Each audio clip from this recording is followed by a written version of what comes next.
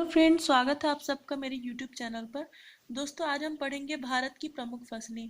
दोस्तों, कल हमने पढ़ लिया था भारत की मिट्टी के बारे में और आज हम पढ़ेंगे भारत की फसलों के बारे में। इसी तरह हम धीरे धीरे करके रोज थोड़ा थोड़ा टॉपिक करेंगे ताकि हमारा ज्योग्राफी पूरी तरह से कंप्लीट हो जाए और कोई भी क्वेश्चन इनसे पूछ लिया जाए तो हमसे छूटने ना पाए।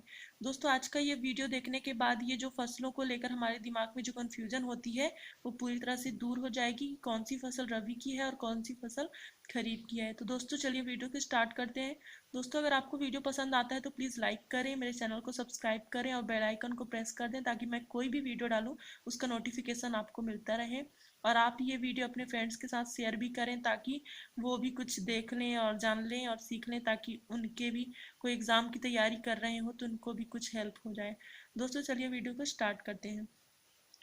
तो दोस्तों, खरीफ की फसल जो कि इसकी बुवाई जून जुलाई में होती है और इसकी कटाई अक्टूबर नवंबर में हो जाती है। दोस्तों, इस माह में मतलब बारिश का मौसम चल रहा होता है, इसलिए इस फसल जो फसल बोई जाती है वह पूरी तरह से वर्षा पर आधारित फसलें होती हैं, जो कि धान, ज्वार, बाजरा, मक्का, गन्ना, मूंगफली, सोयाबीन और तंबाकू है। दोस्तों, अब देख लेते हैं रबी की फसल। तो इस फसल की बुवाई अक्टूबर नवंबर में कर ली जाती है और कटाई मार्च अप्रैल तक हो जाती है। दोस्तों, इसकी प्रमुख फसलें हैं गेहूं, चना, मटर, मसूर, सरसों, जौ और दाल। दोस्तों, इन फसलों को ज़्यादा पानी की आवश्यकता नहीं होती है, ये कम पानी में भी अच्छे से ये फसल उगाई जा सकती है। दोस्तों, अब बात करते हैं जायद फसल की। तो इसकी बुवाई मार्च में होती है और इसकी कटाई जून में कर ली जाती है। जो कि इसकी प्रमुख फसल है तरबूज, खरबूज और खीरा। क्योंकि इस टाइम पे गर्मी आ चुकी होती है और गर्मी के समय पे और कोई फसल तो उगाना संभव नहीं है, इसलिए इसकी जो इस समय जो अच्छी फसल उगाई जा सकती है वो है तरबूज, खरबूज और खीरा। दोस्तों, अब बात करते हैं व्यापारिक व नगदी फसल की। तो इसकी बुवाई जून जुलाई में होती है और कटाई नवंबर दिसंबर में कर ली जाती है। दोस्तों, व्यापारिक फसल से मतलब इसका मतलब है कि ऐसी फसल जिसका उपयोग हम खुद ना करके उसका उद्देश्य मतलब उस फसल को उगाने का उद्देश्य यही होता है कि उससे पैसे कमाने ही उसका उद्देश्य होता है, क्योंकि उसका उपयोग तो हम खुद नहीं करते हैं बल्कि उसको बेचकर उससे पैसे कमाते हैं। तो उसकी जो प्रमुख फसल है दोस्तों, इसके फसल है गन्ना, तंबाकू, मक्का, सोयाबीन, रबर और जूट। दोस्तों, अब हम देखेंगे कि कौन सा राज्य किस फसल के उत्पादन में अग्रणी राज्य है और किन राज्य में कौन कौन सी फसल का उत्पादन हो रहा है। दोस्तों, ये भारत का मैप है। हम मैप के जरिए देखेंगे तो हमको ज़्यादा आसानी होगी ये समझने में कि कौन सा राज्य किस फसल हेतु अग्रणी राज्य है। तो दोस्तों, चलिए वीडियो को स्टार्ट करते हैं, आगे बढ़ाते हैं। दोस्तों, जम्मू कश्मीर में केसर की फसल सबसे ज़्यादा होती है, क्योंकि केसर की खेती के लिए यहाँ का जो वातावरण है, जो भौगोलिक जो यहाँ की अनुकूल परिस्थितियाँ हैं केसर की खेती के उत्पादन हेतु।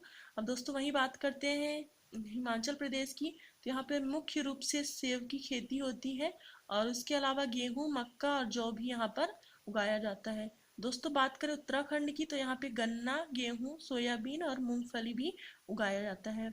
दोस्तों, इसी तरह बात करें हम उत्तर प्रदेश की तो उत्तर प्रदेश में बहुत सारी फसलों का उत्पादन होता है, लेकिन मुख्य रूप से आम, आलू, खाद्यान्न, गेहूं और गन्ना मुख्य रूप से यहाँ पर उगाए जाते हैं।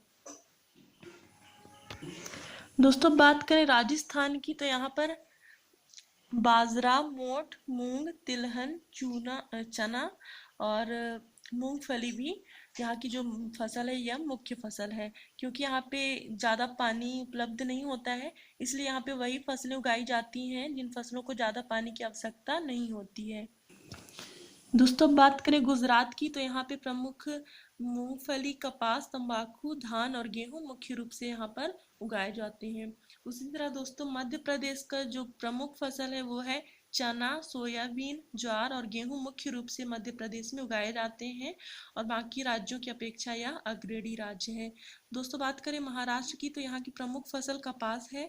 इसके उत्पादन में महाराष्ट्र भारत देश में अग्रणी राज्य है और इसके अलावा संतरा, केला और प्याज की खेती भी यहाँ पर की जाती है।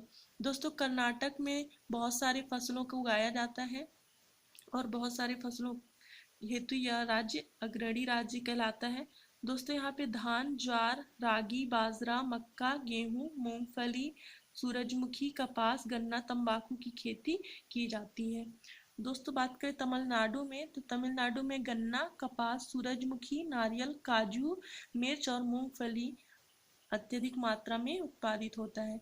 दोस्तों आंध्र प्रदेश की बात करें तो यहाँ पे ज्वार, बाजरा, मक्का, रागी, तंबाकू और लाल मिर्च उत्पादन में यह राज्य अग्रणी है।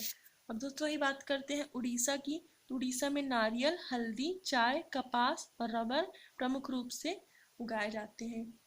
दोस्तों पश्चिम बंगाल आपको पता ही होगा कि ये चावल के उत्पादन हेतु भारत देश में अग्रणी राज्य है। सबसे ज़्यादा चावल की खेती यहीं पर की जाती है और उत्पादन सबसे ज़्यादा पश्चिम बंगाल ही करता है। दोस्तों अब बात करें मेघालय की, तो यह राज्य अदरक उत्पादन हेतु अग्रणी राज्य है। यहाँ का जो भौगोलिक वातावरण है वो अदरक के खेती हेतु अनुकूल है, इसलिए यहाँ पे अदरक की खेती की जाती है। दोस्तों बात करें असम की, तो यहाँ की मुख्य फसल चाय है। यहाँ पे चाय सबसे ज़्यादा उगाई जाती है। उसके अलावा जूट, तिलहन, गन्ना, आलू भी उगाए जाते हैं। दोस्तों अरुणाचल प्रदेश लीची के लिए सबसे ज़्यादा अग्रणी राज्य, यहाँ पे लीची सर्वाधिक उपज होती है लीची की। इसके अलावा गेहूँ, मक्का, जौ, धान इत्यादि फसलें भी उगाई जाती है। तो दोस्तों इस तरह से सारी फसलों को हम सारे मैप के साथ बांट लेंगे तो हमको पढ़ने में आसानी होगी और बहुत लंबे समय तक हमारे माइंड में यह बैठ जाएगा। तो दोस्तों आज के लिए बस इतना ही, और नेक्स्ट वीडियो में हम पढ़ेंगे कि खेती फसलों से संबंधित जितनी भी क्रांतियां हुई हैं उसको हम नेक्स्ट वीडियो में देखेंगे। आप उस वीडियो को ज़रूर देखें क्योंकि उससे भी बहुत सारे क्वेश्चन आते ही आते हैं। तो दोस्तों आज के लिए बस इतना ही। वीडियो को प्लीज़ लाइक करें, मेरे चैनल को सब्सक्राइब करें